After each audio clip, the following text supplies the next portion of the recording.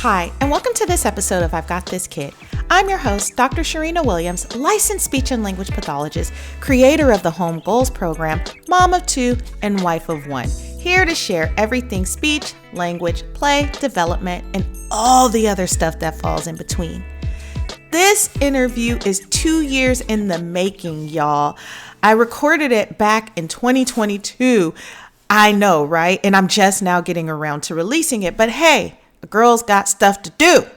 My special guest, Julie Kogura, was here, and I will be interviewing her about her personal journey with hyperlexia. There are lots of nuggets for parents, caregivers, providers, and people who identify as hyperlexics. And for you guys who have no clue what that is, tune in because I'm telling you, this conversation will not disappoint. I want you guys to listen to her journey and enjoy because honestly, she's simply awesome. She's transparent and she's going to share things from her point of view. And if you have a chance, check out her most recent TEDx talk. I'm telling you, this girl is on fire. For now, let's tune in. So, Julie, welcome to I've Got This Kid podcast. Tell us about yourself. Oh, that's such a broad statement. I feel like I'm in a job interview. So basically, and it's actually pretty funny because, this is the perfect question to kind of go off of my disability, which is interesting because I've been diagnosed with symptoms of hyperlexia. And so for me, I always like very direct questions because I feel like tell me about yourself is so broad. Like, right. What do you want to know about me? Because I will gladly tell you. But like it goes through like many different parts of my life. So I'm like, yeah, so what do you want to know? So I'm going to ask that question right back at you. Okay, no problem. So tell me about your background. Tell me about, let's just start with the journey of hyperlexia. Let's just start there and then we'll get into the now. How about that? Yeah, that sounds awesome. I love how the clinician starts off with an open-ended question for someone. I give you the abstract knowing you need concrete. Yeah, exactly. So it's really interesting because so I came into this world thinking that you're supposed to memorize everything. Yeah. And so what I mean by that is when I was little, I would read books, right? And I was self-taught, as in no one taught me, but it was really interesting because I read books as a memorization game. So you know how like when you're growing up, sometimes you have those memorization games, as in like you flip one card over and then you try to find that other card that matches it. So for me, that was the memorization game of life. So every single thing I tried to memorize. And so when it came to books, I memorized books. So there are times where, I would read the same book over and over and I would start to memorize it. And when it came to reading, when I was younger as a kid, I would say, Mom, like, you don't even have to look at the book. Like, I can tell you it right now. Right. And I would read or not really read it, but, retell it to her word for word. And so, again, I didn't know that you're supposed to visualize because that didn't come into, my brain. And I didn't know you're supposed to do that. Right. And so it's very interesting because I always memorized everything. Right. And so then my second grade teacher said something like, hey, Julie something's off with her. Huh. And my parents were a little bit perplexed. And I understand why, because it's like, hold on a second. No, Julie is, memorized all these books and is telling it to us, what are you talking about? Exactly. And then what happened was as my mom started to work with me and started to ask me questions about the reading, I could only retell it to her. I couldn't actually analyze what I was reading. And that is when she realized, like, oh yeah, like something is off. Right. And we didn't know where to go.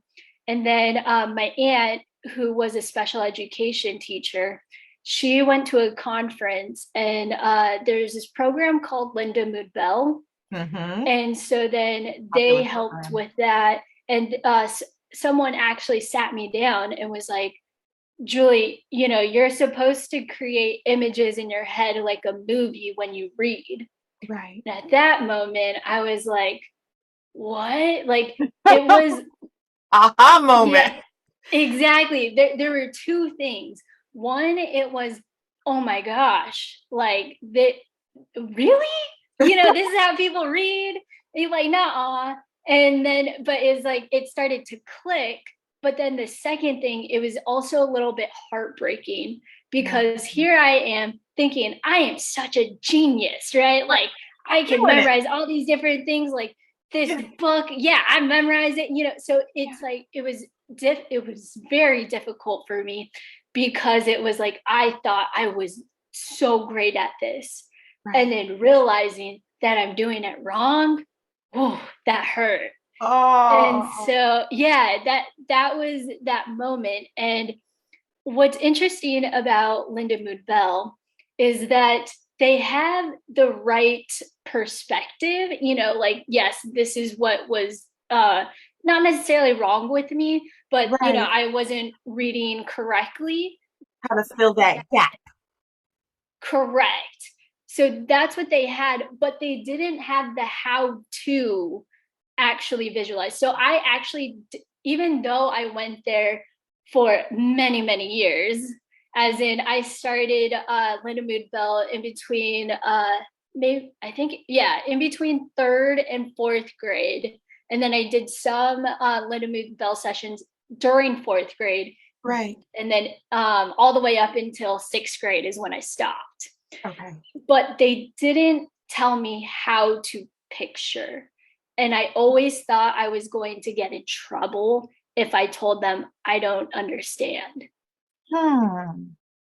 So, because what they do is there's this program, and it's called like picture by picture, or like VV, visualization and verbalization, something like that. Right. And so what they would ask me is, I would read a sentence. Yeah. And so it was like, the girl jumped over the fence. And then they would ask me so many different descriptive, questions. To describe it, the 5 W's around it. Correct. So all of that. But the thing is that I wasn't visualizing it. I was just telling them what I so-called pictured, even though I didn't picture. And then we have to retell everything that we pictured. So then I would just memorize every single thing that I told them. And so then I never actually visualized throughout my educational career. Wow. Wow. So now I have to ask, how did that come into play? How did the visualization start? Yeah, it's very interesting, because it's not only written, material, it is also oral material as well. Right. And there was this actual task that we would have to do. And it was like, they would, tell me, like, give a list of things for me to do. And I would have to say, like, oh, okay, like, yes, I picture myself doing this and doing that. Right. Except I never actually visualized. And so with your question is, there was one time, and I was a production assistant over at So You Think You Can Dance. And being a PA, and being a PA, you have to do, various tasks. Yeah. And I was thinking, okay, like, here's a time where I can like try and visualize, and then someone said, hey, Julie, like, can you go get these orange cables in this box, and it's underneath this? And I was like, okay. So like, I was trying to visualize, and then I thought, oh my goodness, this is what people see. This is how people actually visualize. And I was like, wait a second, holy smokes. And so it's still difficult for me to actually visualize, like, especially when people Right. talk so fast, Right. or, they'll describe something in their house. And I'm like, I still don't understand. So I'll just, go off of my memory. Right. But so it's still very difficult, but I am trying. Right. Right. And so that we just kind of covered y'all from childhood to like today. And so I know it feels like we're going around, but I promise like it's all going to make sense. So Linda Moo Bell was the after school program. That was the intervention that you were receiving at the time. What was school like? Especially let's talk before you guys kind of found out what was going on and post after you found out what was going on. Yeah. So it's very interesting because it's like pre going on, it was just like, I don't know, me just talking with friends and stuff. Like, Yeah. it was so long ago that I can't even remember, how I was pre the whole thing.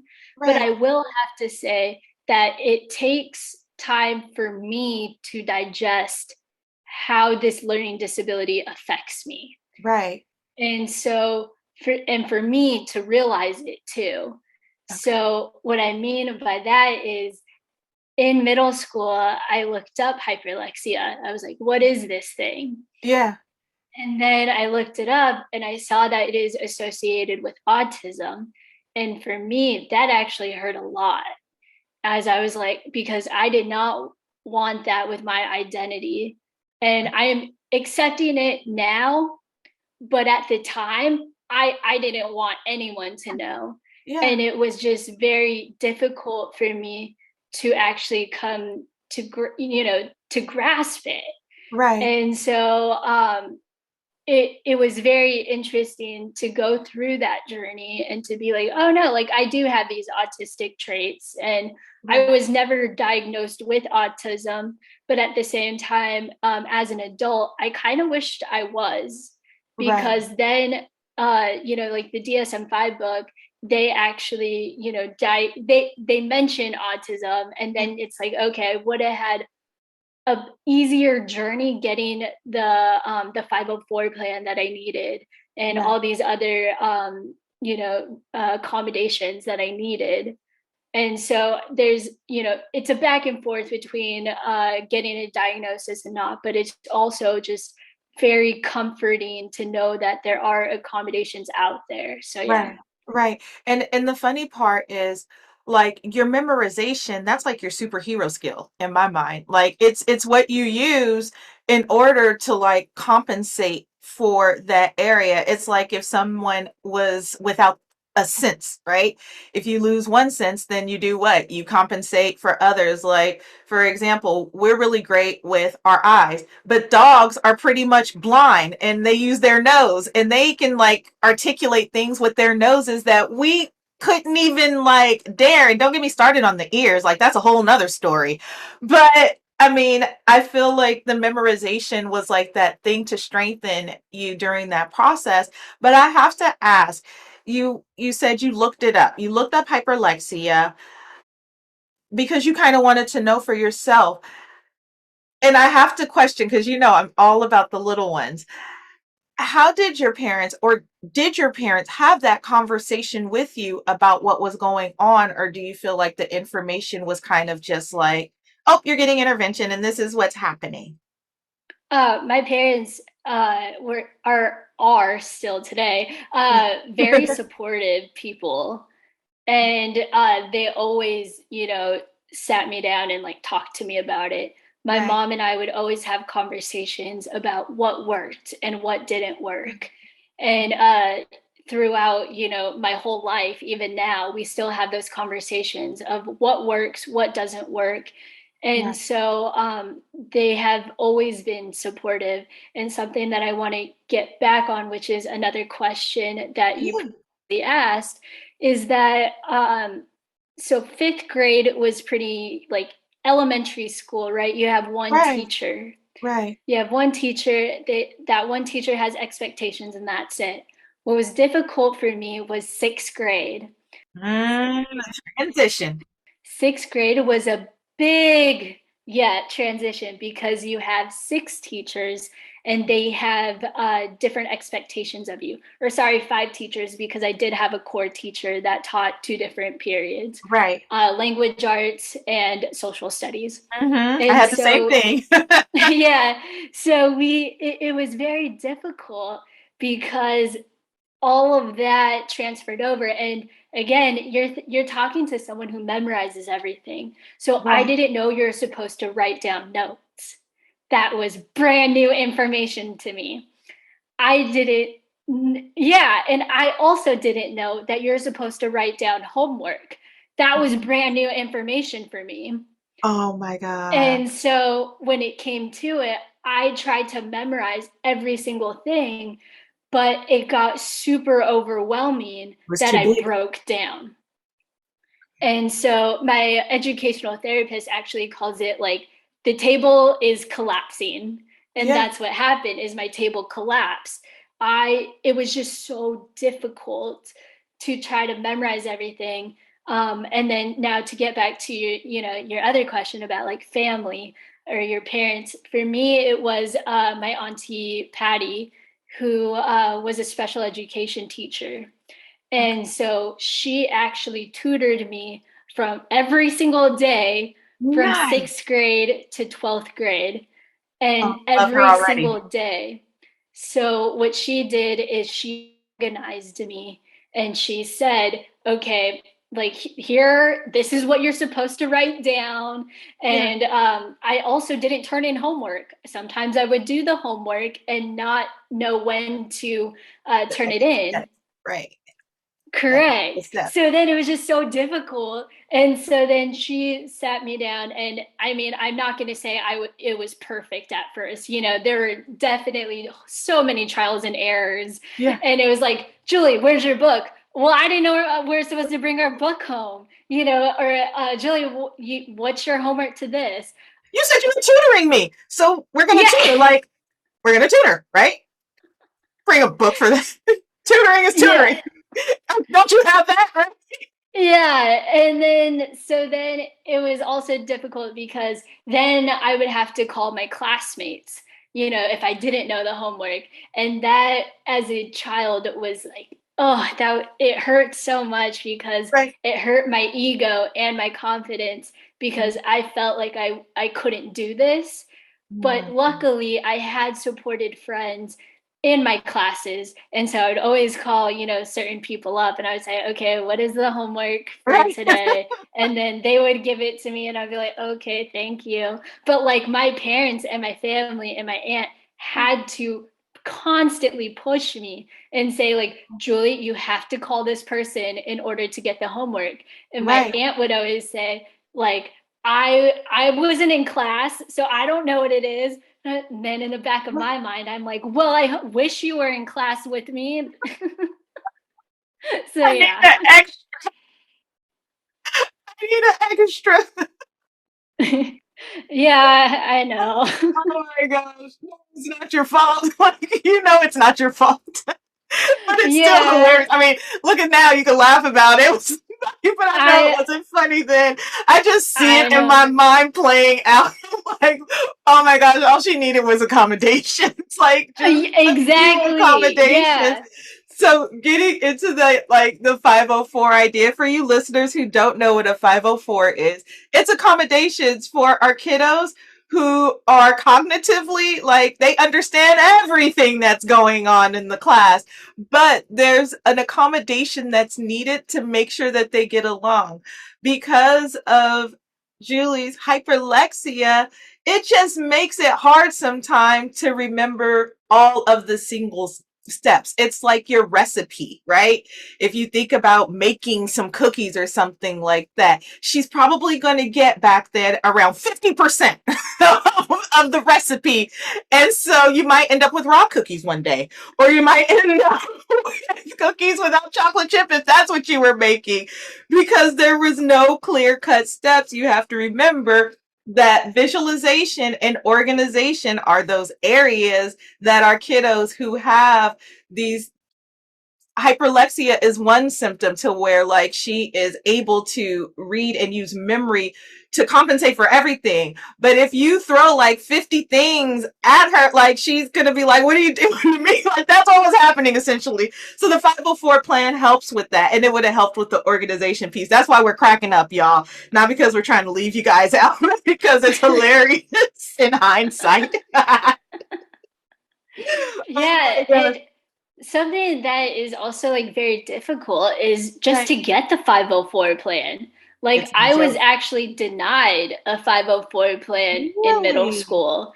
Yeah, like another teacher had to advocate for me as well, and actually two of them did, um, Right. just to say, yeah, Julie actually needs this. Right. And so part of it could be because I'm Asian, and so a lot of the school district could have thought like, hey, these parents are tiger parents. Mm. And in reality, I was the person that wanted the A's only because then I felt like I could compete with the other children out there.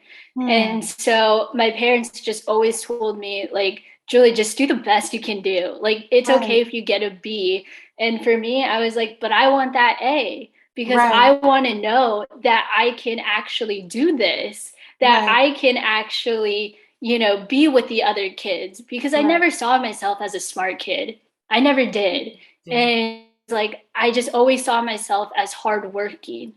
But if I saw that, like, I got an A, and my mom will say, yeah, Julie, you chased that A, and it didn't matter if you learned or not, which is like, yes, I know. But, it was just really difficult to get those accommodations. And I wish the process was easier. Right. I wonder, and I think about that piece too, like sometimes our own biases when we're going through these processes, even from the clinical lens, right? If you're not careful, you can say, well, everything is normal. Everything is within the norm, right? We use that word and we throw it out a lot. And it's an important word because it helps us measure like where things are, right? And if everything looks like it's within that average range or above that average range or going all the way up to Einstein genius, then we say, hey, you don't need accommodations. You got it. You've totally got it. And so I can see how, bias would come into play with that, especially when there's like that gap in understanding or the assumption that you're being pushed to do more than what you're supposed to be doing. And, maybe the educator's not even knowing after you leave, the tutoring that you have to do, the classes that you Yes. have to take, and the effort just to make sure that you're keeping up with everything that's going on. And so this is when I advocate and I plead to like any listener who's an educator, like listen to the family. I mean, collaborate. Collaborate in a way to where you're hearing and understanding and you're taking these observations and their words very seriously because you just never know. And if you're assuming based on the A, you never know what it took to get to that A. And you're talking about a situation and a person who knows how to memorize everything. And so of course, she's going to get an A because at some point it just becomes like this visual image of what this question or what this concept is attached to. And I also think that we miss out on those deeper learning opportunities that come through that, like the idea that you were in Lindamood Bell for all of those years and nobody thought to ask like where's the real gap at. It's visualization, it's being able to conceptualize something.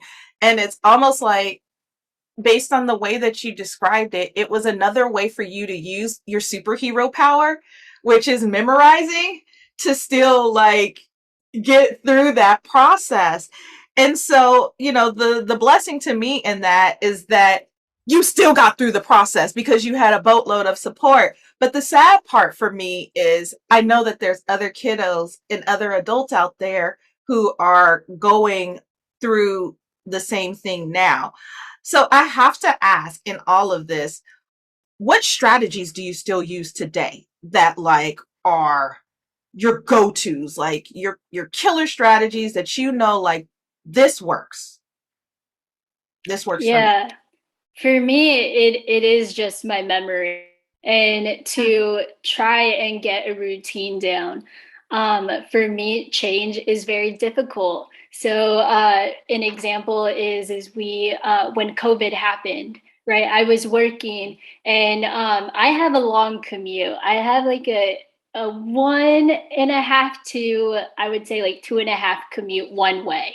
Wow. And so for me, at right after, like everything shut down, I actually missed my commute for the first week. And I was Really? like, oh, yeah, like I missed seeing the people on the train. I missed seeing when I would do my run. I missed seeing people, that I would see on my run. Like I missed those types of, that routine, but I knew that I have to get a new routine down. And so then I started to get a new routine down. And so that helped me adjust. Change is still very difficult for me, Right. as Right. something that my mom would say. And But, and uncertainty. I'm yes, imagining uncertainty is even worse.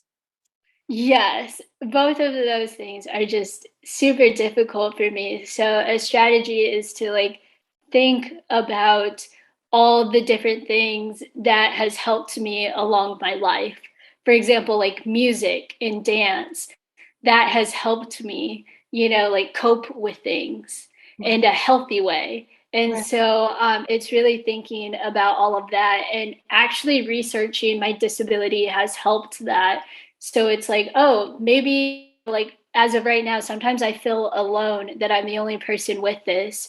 But Hmm. then once I start researching other, hyperlexia articles, I'm like, wait a second, I feel that way too, and so yeah, I feel a sense of belonging there because I'm like, there, if someone else is doing this type of study, then there are Right. more people out there just like me.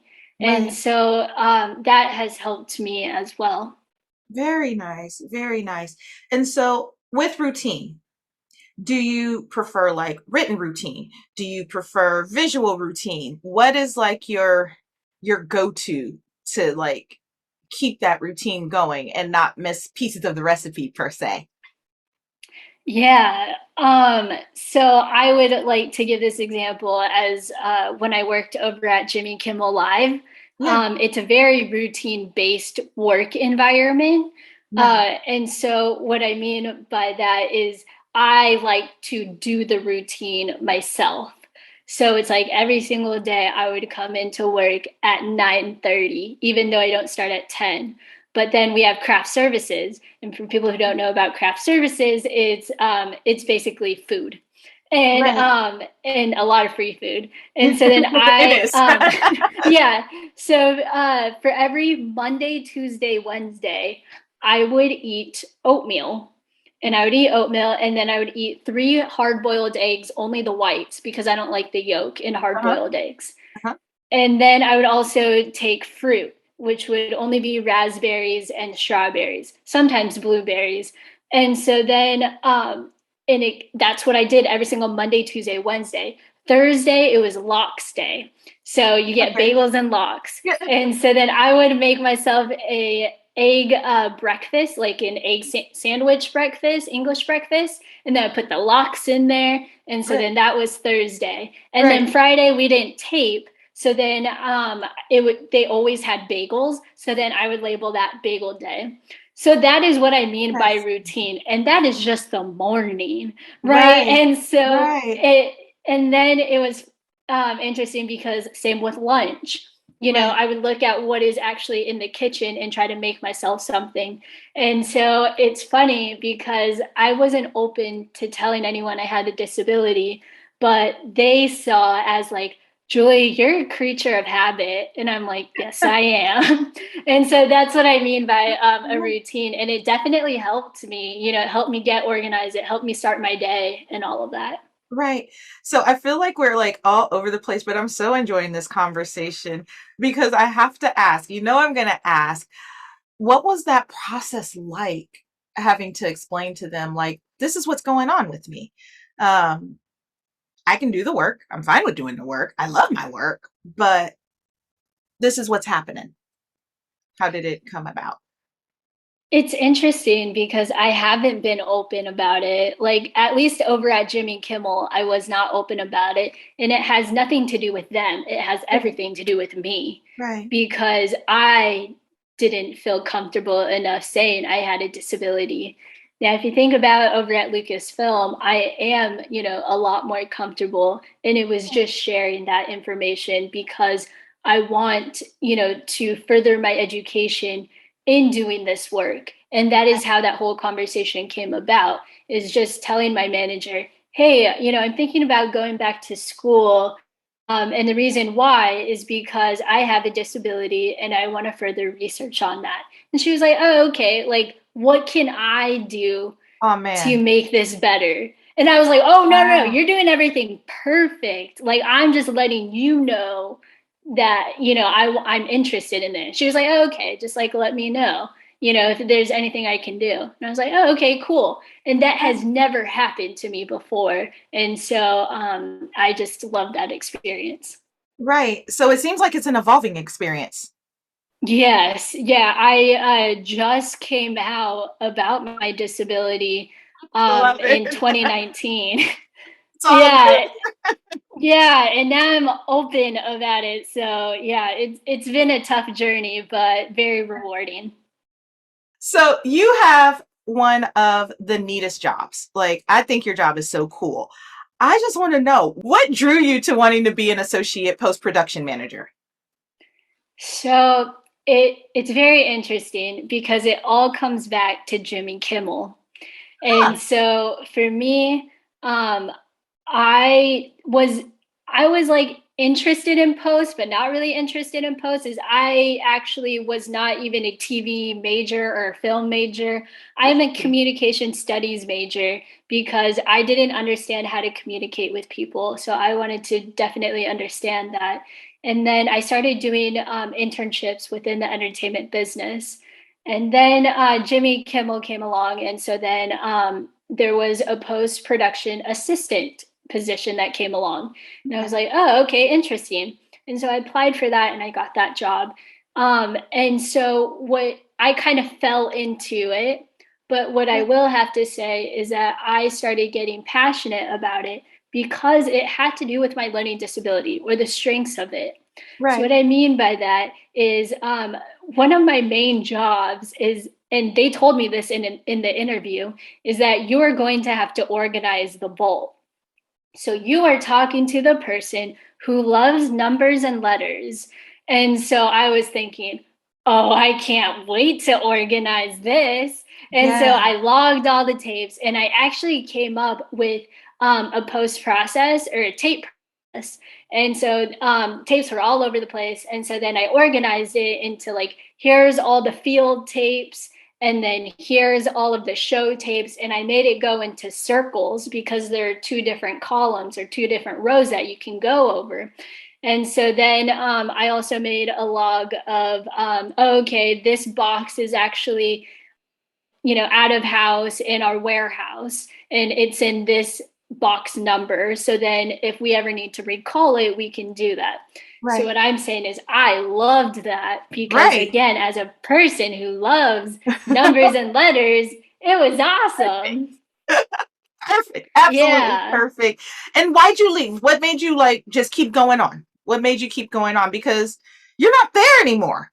I love your job. Yeah, I'm not there. Yeah, I I love it. definitely wanted to move up and I wanted to move back to the Bay Area, which is where my family is from and where I'm from too. And so I wanted to move back and luckily Lucasfilm took me. And so They were lucky to have aw, you. thanks. But it was also just really interesting because as I was talking to my educational therapist, she was saying, Julie, this is the correct job for you. And I was like, what? And she was like, Mhm. yeah, because everything is visual. And I said, oh. And then as I started doing more research on hyperlexia, I was thinking, yeah, like I am in the right field. And it's super interesting because it's like now with this job, I get to work on credits. And for all of you people that actually have kids who, have hyperlexia, y'all know that, we love these credits, and to be able to create them means, all the world to me. Right. Because we look at that long stream with the cool music and the digitals, and that's all you. I love it. Oh yeah. I mean, of course, there's so many other people that go behind it, but I have, a hand in that, and I really, really enjoy doing it. I love that. Oh my gosh, I love that so much. So I have to know, what message would you want to send to other families? Like if there were three messages, what would you want to send to them who are maybe at the beginning of their journey or in the middle of their journey or even at the end of their journey? And you can speak to any of that because I know I threw a lot, but speak to whatever you would like.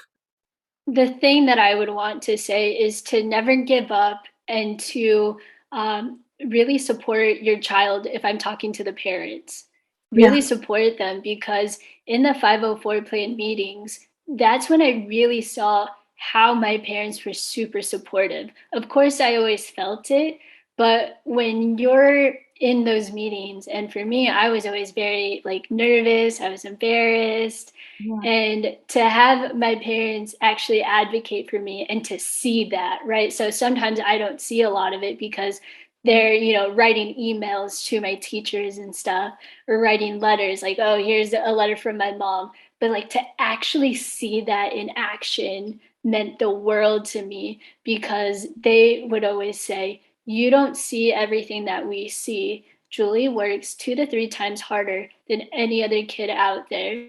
You Right. are, you're not giving her these accommodations. And so to really support your child in that way. And if I'm talking to the actual person who has a disability, it's to never give up.